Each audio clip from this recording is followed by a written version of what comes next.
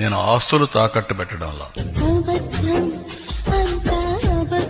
APMDC పేరు వాడుకొని ఏపీఎండిసికి సంబంధించిన ఏదైతే ఆదాయాలు ఉంటాయో ప్రభుత్వాన్ని అడగకుండానే ప్రభుత్వానికి సంబంధించిన ఆర్బీఐలో ఉండే ప్రభుత్వ అకౌంట్ నుంచి డైరెక్ట్గా మీరు తీసుకునే దానికి ప్రైవేట్ వ్యక్తులకు ఈరోజు అధికారం ఇవ్వబోతున్నారు.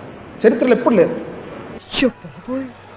అది మూసిన ధర ఒక క్రెడిబుల్ ఇక్కడ కూడా సంక్షేమం ఆగకూడదు. 516 కోట్లు రోజు కప్పు. ఇది తీసుకొని వచ్చి ఏమన్నా ఒక పథకం అన్నా ఈ రోజు ఆంధ్రప్రదేశ్ రాష్ట్రంలో ఇచ్చారా? అంటే అది అభివృద్ధి ఆగితే ఆదాయం తగ్గిపోతుంది. ఆంజనేయులు అభివృద్ధి అంటే అమ్ముకు దొబ్బేయటం కాదయ్యా. అభివృద్ధి అంటే అమ్ముకు దొబ్బేయటం కాదయ్యా. రెండు బ్యాలెన్స్ చేయడానికి సమాంతరంగా తీసుకుపోతున్నా.